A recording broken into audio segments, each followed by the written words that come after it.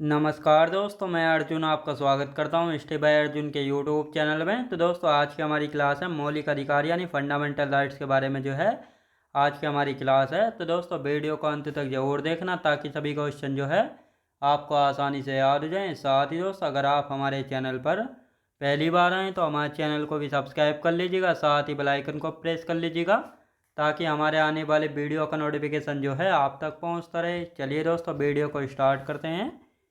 तो आज की क्लास में हम जानने वाले हैं दोस्तों मौलिक अधिकार यानी जिनको हम मूल अधिकार फंडामेंटल राइट्स भी जो है कहते हैं। तो 2 मिनट जो है हम कल की क्लास का रिवीजन करेंगे और उसके बाद जो हम आगे की बात करेंगे। तो कल की क्लास में हमने दोस्तों मौलिक अधिकार जो है स्टार्ट किए थे। तो मौलिक अधिकार की यदि बात की जाए तो इनको जो है संविधान के भाग 3 में रखा गया है और साथ ही संविधान के भाग 3 को जो है मैग्ना कार्टा भी जो है कहा जाता है। मैग्ना कार्टा क्यों कहा जाता है? क्योंकि दोस्तों जहाँ पर अधिकारों की बात की जाती है किसी भी प्रकार के तो उसको मैग्ना कार्टा कहा जाता है। लेकिन हमारे संविधान के भाग 3 में जो है हमारे मूल अधिकार यानी फंडामेंटल राइट्स को जो है रखा गया, इसलिए संविधान के भाग 3 को संविधान का मैग्ना कार्टा कहा जाता है। हमारे मूल संविधान में यानी ओरिजिनल कॉन्स्टिट्यूशन में जो है कितने मौलिक अधिकार थे? तो 7 मौलिक अधिकार थे। लेकिन वर्तमान की बात करेंगे तो वर्तमान में कितने मौलिक अधिकार बचे हैं? वर्तमान में 6। तो ऐसा कौन सा मौलिक अधिकार था जिसको जो है समाप्त कर दिया गया है? तो एक संपत्ति का अधिकार हुआ करता था जिसको जो है 44वां संविधान संशोधन अधिनियम 1978 के द्वारा जो है इसको समाप्त करके आर्टिकल 300 के एक नया आर्टिकल जोड़कर जो है इसको भाग 12 में डाल दिया गया था। तो कौन कौन से आर्टिकल जो है समाप्त किए गए थे? आर्टिकल 19 बन का ऐप और आर्टिकल 31 में जो है संपत्ति का अधिकार दिया हुआ था। तो इसको जो है 44वां संविधान संशोधन अधिनियम 1978 के द्वारा समाप्त करके एक नया आर्टिकल जोड़ा गया था आर्टिकल 300 के, और इसको भाग 12 में डाल दिया गया था। और संपत्ति के अधिकार को जो है लीगल राइट यानी संवैधानिक अधिकार जो है बना दिया गया था। यानी मान लेते हैं किसी पिता की 2 संतान है तो उसकी संपत्ति जो है दोनों में आधी आधी जो है आपस में बढ़ जाएगी। तो ये कानून अधिकार है उनका, तो ये आपको याद रखना है। तो अब वर्तमान में कौन कौन से बचे हैं? पहला है समानता का अधिकार। समानता के अधिकार की हम बात करेंगे तो इसमें जो है दोस्तों आर्टिकल आर्टिकल 14 से लेकर 18 तक पढ़ेंगे हम पहले मौलिक अधिकार में। दूसरा है हमारा स्वतंत्रता का अधिकार। तो स्वतंत्रता के अधिकार में आर्टिकल 19 से 22 तक पढ़ने वाले हैं। तीसरा है शोषण के विरुद्ध अधिकार, इसमें आर्टिकल 23-24 को पढ़ेंगे।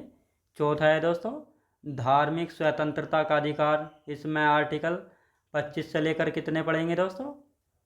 25 से लेकर 28 तक जो है पढ़ने वाले हैं, 25 से 28 तक। इसके बाद आता है सांस्कृतिक एवं शैक्षिक अधिकार, इसमें आर्टिकल 29 और 30 को। फिर आता है छठा संवैधानिक उपचारों का अधिकार जो कि आर्टिकल 32 में रखा गया है। और इस आर्टिकल 32 को जो है डॉक्टर BR अम्बेडकर साहब ने जो है संविधान की आत्मा व हृदय जो है कहा था। अब आप सोच रहे होंगे आर्टिकल 31 कहाँ गया? क्योंकि 31 में संविधान संपत्ति का अधिकार के बारे में बात की गई थी, तो इसलिए जो है इसको 44वां संविधान संशोधन अधिनियम 1978 के तहत समाप्त जो है कर दिया गया था। तो ये आपको अच्छे से यहाँ पे याद रखना है। अब दोस्तों यहाँ पे हम बात करेंगे आर्टिकल 12। आर्टिकल 12 की यदि बात करते हैं, आर्टिकल 12 की यदि बात की जाए तो दोस्तों आर्टिकल 12 में किसके बारे में बात की गई है? राज्य की परिभाषा के बारे में बात की गई है। किसके बारे में? राज्य की परिभाषा के बारे में। तो राज्य की परिभाषा की यदि बात की जाए तो दोस्तों यहाँ पर राज्य जो है किसको रिप्रेजेंट कर रहा है? तो राज्य जो है यहाँ पर देश यानी राष्ट्र को जो है प्रेजेंट कर रहा है। तो यहाँ पर जैसे भारत सरकार, संसद, राज्य सरकार, राज्य विधानमंडल, स्थानीय निकाय व अन्य निकाय, ये सभी मिलकर जो है राज्य की परिभाषा को परिभाषित करते हैं। तो ये आपको पता होना चाहिए। और साथ ही राज्य की जो परिभाषा 3 आर्टिकलों में दी गई है, आर्टिकल 12 में, आर्टिकल 36 में और आर्टिकल 152 में। 3 आर्टिकलों में जो है राज्य की परिभाषा के बारे में बताया गया है। और यहाँ पर राज्य से मतलब देश से है यानी नेशंस या राष्ट्र से है, तो ये आपको याद रखना है। अब यहाँ पे आर्टिकल 13 की हम बात कर लेते हैं। अनुच्छेद 13। अनुच्छेद 13 क्या कहता है? यानी राज्य कोई ऐसा कानून नहीं बनाएगा जिससे मूल अधिकारों का उल्लंघन हो। तो दोस्तों यहाँ पर राज्य जो है किसको रिप्रेजेंट कर रहा है? यानी संसद को यानी पार्लियामेंट को रिप्रेजेंट कर रहा है। यानी राज्य कोई ऐसा कानून नहीं बनाएगा जिससे मूल अधिकार यानी फंडामेंटल राइट्स का उल्लंघन हो। अगर ऐसा कोई कानून बनता भी है तो यहाँ पे नोट करके लिखा हुआ है, यदि कोई ऐसा मूल अधिकार का उल्लंघन करे तो वह स्वतः ही समाप्त या शून्य हो जाएगा। तो ये आपको याद रखना है। और जो आर्टिकल 13 है इसको मूल अधिकारों का सजग प्रहरी कहते हैं, साथ ही मूल अधिकारों का गारंटर कहते हैं, क्योंकि ये मूल अधिकारों की रक्षा करता है तो इसलिए इसको कहा जाता है। तो ये तीनों क्वेश्चन अलग अलग प्रकार से पूछे गए हैं। मूल अधिकारों का सजग प्रहरी किस आर्टिकल को कहते हैं? आर्टिकल 13 को। मूल अधिकारों का गारंटर किसको कहते हैं? आर्टिकल 13 को। तो ये आपको याद रखना है। तो 12 आर्टिकल भी समझ आया होगा, जिसमें राज्य की परिभाषा के बारे में बात की गई है, राज्य से मतलब देश से। आर्टिकल 13 भी समझ आया होगा। अब आते हैं हम अपने मौलिक अधिकार यानी फंडामेंटल राइट्स की बात करते हैं। तो हमारा पहला मौलिक अधिकार कौन सा है? समानता का अधिकार यानी इक्वालिटी के राइट्स के बारे में बात करते हैं, जिसमें हम आर्टिकल 14 से लेकर 18 तक जो है एक एक करके पढ़ने वाले हैं। तो समानता के अधिकार में हम कितने आर्टिकल पढ़ने वाले हैं? आर्टिकल 5 पढ़ने वाले हैं। 18 कौन सा दोस्तों? 14 हो गया। 14, 15, 16, 17, 18। अब यहाँ पे हम बात करेंगे आर्टिकल 14 यानी अनुच्छेद 14 की। तो जो अनुच्छेद 14 है ये जो है दो देशों का मिश्रण है, यानी विधि के समक्ष समानता और समान संरक्षण, जिसमें विधि के समक्ष समानता ब्रिटेन से ली गई है और समान संरक्षण अमेरिका से। अब जो ये आर्टिकल 14 है ये कहता है कि विधि के समक्ष समानता एवं समान संरक्षण, चाहे कोई गरीब हो, अमीर हो, छोटी जाति का हो, बड़ी जाति का, नीच हो, ऊंच हो, सभी जो है कानून के रूप में समान है, यानी सभी कानून की नज़र में जो है समान है और सभी को समान न्याय मिलेगा और समान संरक्षण यानी प्रोटेक्शन जो है दिया जाएगा। ये आर्टिकल 14 जो है कहता है। तो ये आपको याद रखना है। और आर्टिकल 14 दो देशों का मिश्रण है, ये भी आपको पता होना चाहिए, ब्रिटेन और अमेरिका का। अब दोस्तों आर्टिकल 14 तो कहता है कि विधि के समक्ष समान एवं समान संरक्षण सभी कानून के रूप में जो है, चाहे अमीर हो या गरीब हो, चाहे पीएम हो या राष्ट्रपति हो या गवर्नर हो, सभी के लिए कानून समान है। लेकिन यहाँ पर कुछ आर्टिकल ऐसे हैं जो कि आर्टिकल 14 का उल्लंघन करते हैं। तो यहाँ पे अपवाद लिखते हैं। जैसे आर्टिकल 361 है, ये विशेष अधिकार देता है। किसको विशेष अधिकार देता है? 361 राष्ट्रपति एवं राज्यपाल यानी प्रेसिडेंट एवं गवर्नर को जो है आर्टिकल 361 कुछ स्पेशल राइट देता है। मतलब अगर राष्ट्रपति व राज्यपाल अपने पद पर रहते हैं और ये किसी केस या मामले में दोषी पाए जाते हैं तो ये अपने पद पर रहते हुए जो है इन पर जो है कोई भी कानूनी कार्रवाई नहीं की जाएगी। तो अगर इन पर जो है किसी मामले में दोषी पाए जाते हैं तो पहले इनको इनके पद से हटाया जाएगा और उसके बाद जो इन पर कोई भी कानूनी कार्रवाई की जाएगी। तो ये आपको पता होना चाहिए। स्पेशल राइट मिला हुआ आर्टिकल 361 में गवर्नर व प्रेसिडेंट को। तो ये आपको अच्छे से याद रखना है।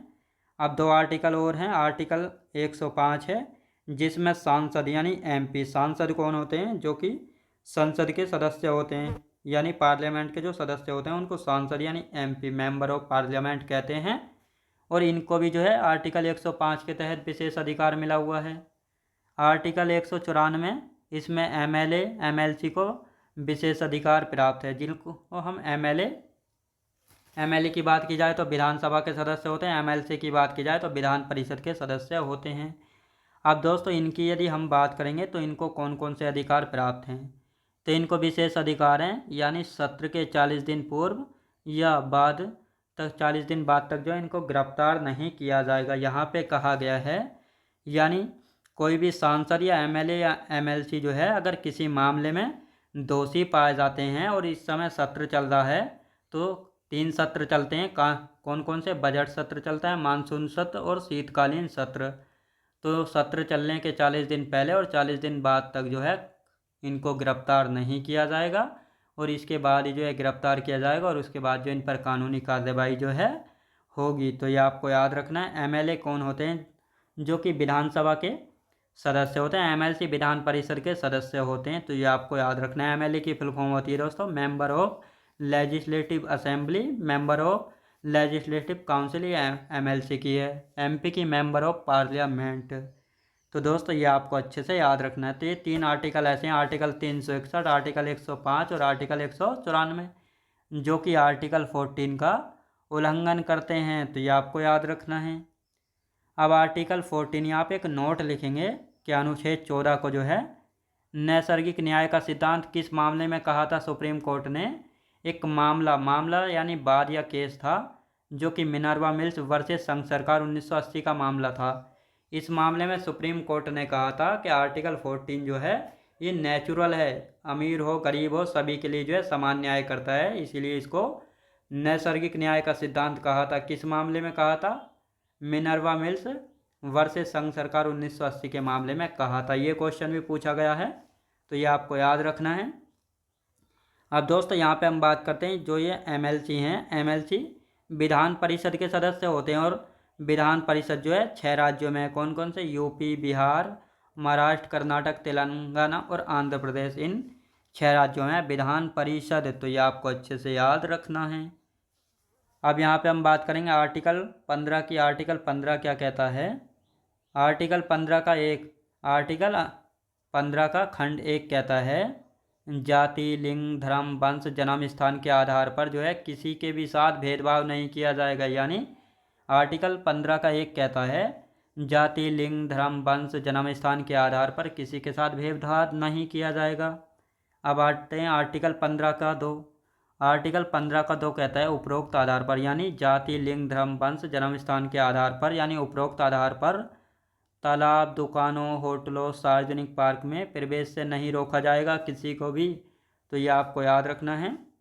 अब आर्टिकल 15 का 3 क्या कहता है? आर्टिकल 15 के 3 की यदि बात करेंगे तो ये कहता है, राज्य को अधिकार है या राज्य को अधिकार दिया गया है कि वह महिलाओं एवं बच्चों के लिए विशेष प्रावधान करे। यानी आर्टिकल 15 के 3 में कहा गया है, राज्य को अधिकार दिया गया है कि वह महिलाओं एवं बच्चों के लिए विशेष प्रावधान करे। अब यहाँ पे एक नोट करके लिखेंगे, महिलाओं का घरेलू हिंसा से संरक्षण अधिनियम 2005, यानी महिलाओं का घरेलू हिंसा से संरक्षण करने के लिए जो एक अधिनियम बनाया गया था, जिसको कहा गया है महिलाओं का घरेलू हिंसा से संरक्षण अधिनियम 2005, याद रखेंगे। अब आर्टिकल 15 का 4 और 5 को दोस्तों हम नहीं पढ़ेंगे, क्योंकि दोस्तों इनसे अभी तक क्वेश्चन नहीं बना और ये इतना ज़्यादा महत्वपूर्ण नहीं है, तो इसलिए इनको हम नहीं पढ़ेंगे। अब आते हैं अनुच्छेद 15 का 6।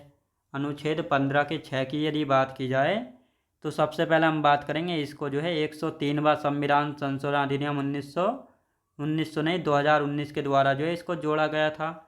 जो आर्टिकल 15 का 6 है, इसको 103वां संविधान संशोधन 2019 के तहत जोड़ा गया था, और इसमें कहा गया था, आर्थिक रूप से पिछड़े लोगों यानी EWS इकोनॉमिक वीकर सेक्शन के लोगों को 10% यानी 10% का आरक्षण दिया जाएगा शैक्षणिक संस्थानों में। तो ये आपको अच्छे से याद रखना है, किसमें? शैक्षणिक संस्थानों में जो है दिया जाएगा। आर्टिकल 15 के 6 में जो है कहा गया है। अब आर्टिकल 16 की यदि बात की जाए, अनुच्छेद 16 की हम बात करेंगे तो इसमें जो है लोक नियोजन की समानता, यानी कोई सी भी जाति का हो सभी को जो है नौकरियों में समान अवसर मिलेंगे, यानी सरकारी नौकरियों में सभी को समान अवसर जो है दिए जाएंगे। तो ये आपको अच्छे से यहाँ पे याद रखना है, ये आर्टिकल 16 में जो है कहा गया है। अब आर्टिकल 16 के 4 की यदि बात करते हैं, अनुच्छेद 16 का 4, तो इसमें कहा गया, राज्य को अधिकार है कि वह जनसंख्या के अनुपात में आरक्षण दे सकता है। यानी जो आर्टिकल 16 का 4 है, इसमें कहा गया है राज्य को अधिकार है कि वह जनसंख्या के अनुपात में आरक्षण दे सकता है। मतलब इसमें कहा गया, अगर किसी जनसंख्या की सरकारी नौकरियों में अनुपात कम है तो उसको जनसंख्या के आधार पर जो आरक्षण दिया जा सकता है सरकारी नौकरियों में, यह आर्टिकल 16 का 4 कहता है। अब आर्टिकल 16 का 6 कहता है, सबसे पहले आर्टिकल 16 का 6 जो है इसको 103वां संविधान संशोधन अधिनियम 2019 के तहत जोड़ा गया था, आर्टिकल 16 के 6 को और 15 के 6 को भी। जबकि आर्टिकल 15 के 6 में जो है EWS इकोनॉमिक वीकर सेक्शन के लोगों को 10% आरक्षण जो है किस में दिया गया था? शैक्षणिक संस्थानों में। लेकिन आर्टिकल 16 के 6 में जो है EWS सरकारी नौकरियों में आरक्षण दिया गया इकोनॉमिक वीकर सेक्शन के लोगों को, यानी आर्थिक रूप से पिछड़े लोगों को। यानी EWS इकोनॉमिक वीकर सेक्शन के लोगों को 10% आरक्षण सरकारी नौकरियों में दिया जाएगा। तो ये किस में कहा गया? आर्टिकल 16 के 6 में जो है कहा गया है, जिसको 103वां संविधान संशोधन अधिनियम 2019 के तहत जोड़ा गया था। तो ये आपको याद रखना है।